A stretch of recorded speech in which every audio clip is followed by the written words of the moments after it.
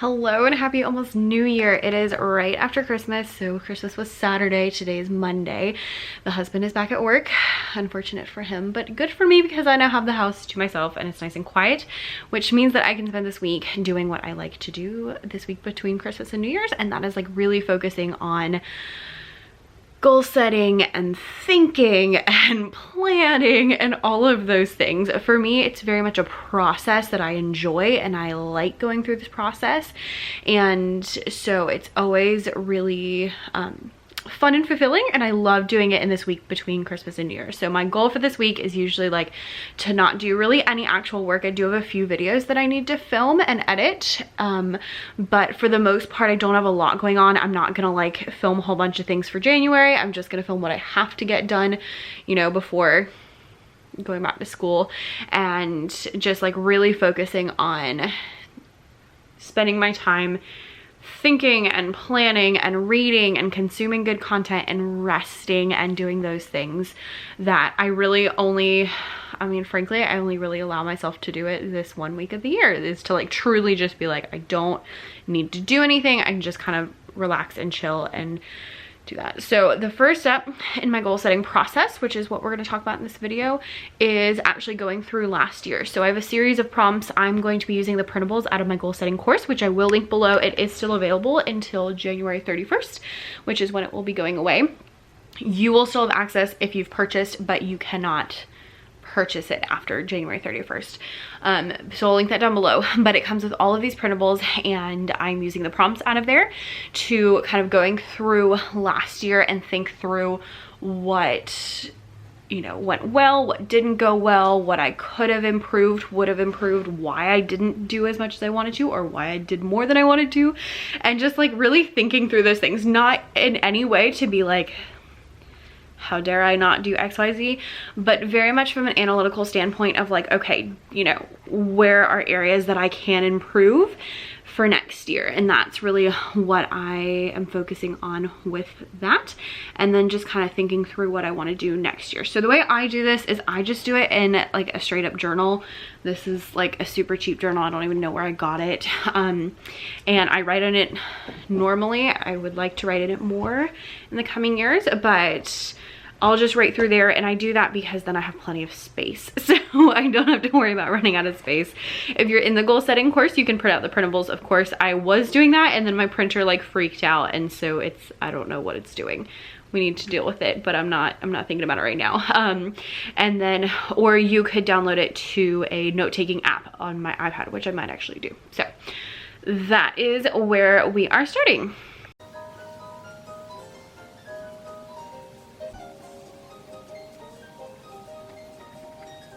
Okay, so wrote a ton of pages in here, just kind of thinking through last year and thinking through kind of things I want to do this year, and just like what direction I'm going into, and just a lot of things that have been like floating around in my head, just trying to get them out of my head and onto the paper. So my next step is twofold. So number one, I'm gonna go through and come up with like a preliminary list of goals. So it's not exactly what I'm planning to do, but it's what I'm like starting to think about. Along with that, I have already set like the income goal that I want, and so I'm going to look at some different ways that I can make that happen.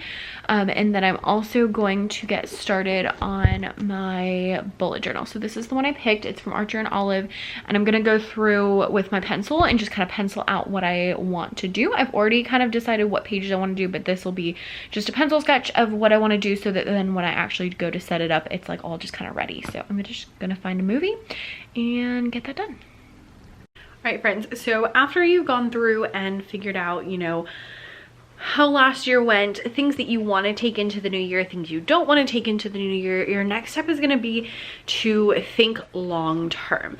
So every year I go through and I think through what I want life to be like in 10 years, and then in 5 years, and then in 3 years, and then in 1 year. It might seem a little excessive, so you might want to do that like all in different days, but it's really important because looking out at your 10-year vision is going to help you figure out where you want to be now, so that you know where you're going.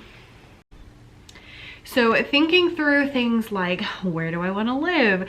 What do I want, you know, my life to feel like? And feeling is a big thing, especially that far out, because I don't know all of the details of what's going to happen in the next 10 years, but I can know what I want to feel like and what I kind of want my life to be like. And then just thinking through, you know, again, where I want my house to be, who I want to be spending my time with, you know, if so for me that would be my husband, potentially kids, and you know, do I want to have friends, do I want to spend time with my, you know, mom and dad, and like those kind of things. So thinking through that kind of stuff, and like, what do you want to do during the day, where do you want to be working, all of those little things can make a huge difference, and just write them down. Even if you're like, I don't 1000% know the answers, just write what you think and kind of what's coming to you.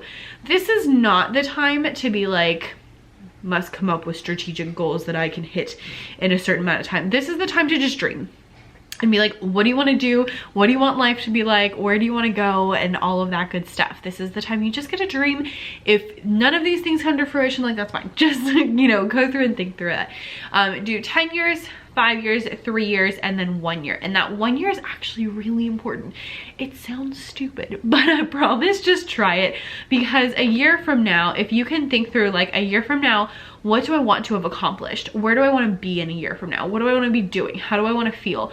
That gives you real tangible things that you want to get done this year. So for me, I know that in a year from now, I want to feel successful, and I also want to feel calmer and less chaotic. Then I know that I need to take steps to help me feel calmer and less chaotic. So one of the things I'm gonna do this year, one of the things on my goal list is that I want to hire a maid and hire a video editor, because if I can get those two things off my plate, it's gonna make me feel calmer and more peaceful. And so I can look at that, you know, a year from now, what do I want to do? Where do I want to be? What do I want to be doing? How can I reverse engineer that to figure out where I want to be now? So I already went through all of that kind of stuff. And then going through and coming up with my goals. Now, one thing, I don't think I've ever mentioned this before, but it's very important. Not all goals are made equal. So I go through and in my bullet journal, which I'll have my bullet journal set up linked below. In my bullet journal, I have all of these like different headers. So I have all the different aspects of my business. I have finances, personal, systems. I really want to like systematize things this year. It's not really a goal, but I just stuck it here. And then stressors. This goes along with my wanting to be less chaotic. I talked in my book, The Happier Teacher Life, about stressors. Little stressors are things that frustrate you over and over, but they're not a big deal. Things like losing your keys. It's not the end of the world. You're probably gonna find them, but it's annoying and they like build up. And so I try to take those stressors and fix them. So instead of just being annoyed that I can never find my keys, I find, you know, somewhere to always put my keys, and I put them there every day. Just things like that. So I put that in there too. But then along with that, some of those goals are gonna be like big goals and some are not. So I typically shoot for about 10 that are like the main goals. And even out of those, not all of them are made equal. So for example, I want to get my Becca's Bible class products up to 100. So I think I need, I don't know, it's like 15 maybe? I don't know. Up to 100 this year. And so that is one of my goals. But that's not like a giant goal. Like, it's not a huge thing. It's something I want to do. It's something I want to check off, but it's not like a huge thing. It's just something I want to do. The same with my other YouTube channel. I want to get to 10,000 subscribers. Okay. Well, I hit over 8,000 this week, so I'm probably gonna hit that pretty quickly. And that doesn't require a lot of extra effort from me, but it is a goal that I want to hit. And so like those things are things that like I'm already working towards, I'm already headed there, versus things that are like new that you want to do. So things for me, like I'm thinking about maybe writing another book this year. So that would be something that would be in like the new category. Or I want to create a course for Becca's Bible, Becca's Music Room. That would be in like the new like bigger deal category, because those are like things I have to, you know, completely start from the beginning. So there's different levels of goals, and be aware of that as you're setting your goals and thinking through what you want to do.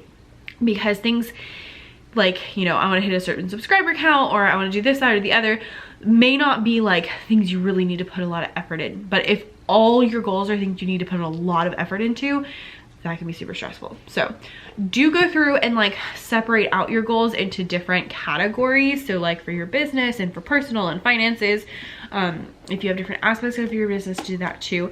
And then I would also suggest you go through and like have more details about your goals. So for me, after I get, usually after I get my bullet journal figured out, I haven't quite finished it yet, but I'll also go through and set up my full focus planner. So this is the planner I use. I love it. I'll link it down below. It is a quarterly planner, which I actually like because it's like more concise, but it's very goal oriented. And so they have these goal detail pages at the front where you write down your top 10 goals, and then there's one of these for each goal. And I did the other ones, I haven't done these. But you write down your goal, whether it's achievement or a habit goal, what domain it's in. So same kind of thing. Is it, you know, is it spiritual? Is it social? Is it financial? Whatever. What are your key motivations? What are your first few actions and rewards? And then if it's a habit, there's like a little habit tracker at the bottom. The reason I like this is because it really helps you get to the root of the why, like why you want to do this goal. And it also forces you to think through your first few action steps. That doesn't mean I'm gonna do all of them right this second, but it means that I'm thinking through like, okay, if I want to have, you know, 100 Becca's Bible class products, I need another like 15. I need to come up with ideas. I need to schedule times for me to actually create those things. I need to post them, you know, that kind of stuff. So those are things that you can write in there, and you can really get down to like what the purpose of them are, which is really helpful. After going through and figuring out goals and all of that sort of stuff, and also like money goals and all of, you know, all that, the other thing is, just like they're not all made equal, you don't want to do all your goals right now. Like in January, you're not going to accomplish all the things because January is only the 12th of the year. So after you have figured out what your goals are, you want to assign them to different parts of the year. So I like to just assign them to different quarters. So quarters are 3 months at a time. So January to March, April to June, July to September, October to December. And so that's just quarter 1, 2, 3, and 4. And so I'll just go through and say like, okay, I want to finish this goal. Depending on what it is, some of them are things like, I want to finish a goal by a certain time, and others are like, I want to work on this goal during a certain time. So for example, the course I want to create, I think I'm going to do that one during quarter 3, so that I, maybe quarter 2. One of those, and so I don't need to worry about it at all right now in January because it's very far off, and so I don't need to worry about it. I know that I can do it when it comes to that. So I just have like a simple page that just says like literally the quarters and then the months. And so for each one, I'll write down like what goals I'm working on for that quarter, and then anything month specific will go in there as well. And this is just like a general overview. It's not like a huge thing. Then we come to the magic. And the magic is actually scheduling things out. So I'm doing this in my bullet journal. You can do it just on a piece of paper, on a calendar, whatever you want to do.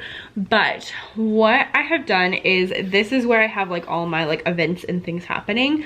I haven't finished filling, full disclosure, I have not finished filling this out yet. Because if you want the truth, I actually got really sick right before New Year's. And so right when I normally would be doing all these things, I have been so tired that I did not want to do anything. And because of that, I'm not done, but I want to get this video out for you so that you have, you know, the content, even though I'm not done. I have all like events and things that are happening, and then underneath that I have just like a line, and that's where I'm scheduling out mostly business stuff, really and truly. And so why this is important is because you can assign goals and projects to certain months, and then when you get to that month, you'll know exactly what to do. So what I mean, and process for this, go through and figure out all of the things you already have going on, so you already know what's happening. So for example, I always go through with the school calendar and write down all the important dates with the school calendar. I go through and do any, you know, birthdays, any trips that I have planned, just anything that I already know is gonna happen, or things like even just in December. I try not to plan very much in December because I typically do Vlogmas, and then, you know, December's just crazy, and so I usually don't do anything else during December. So I'll write those kind of things down. Then you can go through and add in all of like the businessy stuff or the projecty stuff that you need to work on throughout the year to a specific month. So I start with things that are specific. So for example, I batch my blogs, and so usually I do them for a month, and I get them for about 4 months at a time. So I'll start with that. So I know in January I need to batch my blogs. That means I need to do them in January, in May, and then in September. So I already went through and wrote that down in those 3. So now I know during those 3 months, I'm gonna be really busy with those 3 things. So I'm not putting any other big things on those months. Those are gonna be like, that's it, that's all that's happening. Anything else that is specific, so like I know, if I know when I wanna launch the new course, I need to figure it out, haven't decided yet, but once I decide when I wanna launch the course, then I can decide when I need to create the course, and I can add that in here. I'll also do this with products. So like I know that I want to do some like basketball themed things, and I want them done before March, because March Madness, but not called March Madness because that's trademarked, but just basketball, you know. So I need to get those done in February so that they're available and ready for March. Things like that, especially with seasonal resources, you can put on the calendar. And then you can fill in with anything that's not specific to a specific month. And you can also add in things that are like more, not habit, but like recurring. So like my Becca's Bible class products, I will probably do, I think I'm gonna do 1 set each month. And so I have like a couple different ways to do my sets, but like 1 product line basically per month until I hit that 100. And then I'll probably just keep, I would love to do 1 product line a month every month, but I don't know if that's gonna happen. So 1 product line a month until I hit that goal of having the 100.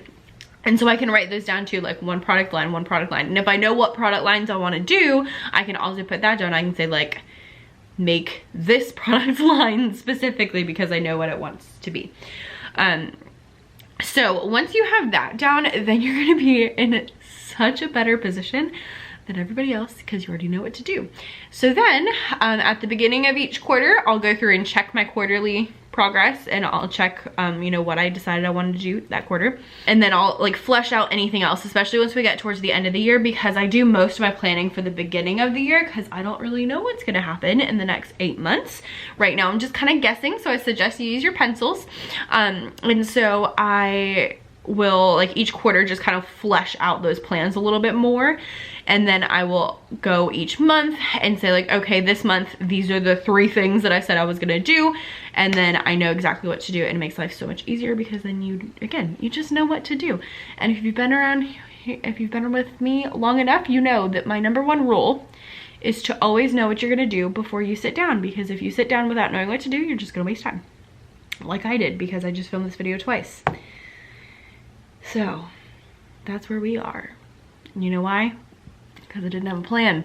That's why I filmed the video. Actually, I had a plan. The plan didn't work out. I did not make a backup plan, and I just went for it, and then I was like, that was crap. Let's try that again. So hopefully this was helpful for you.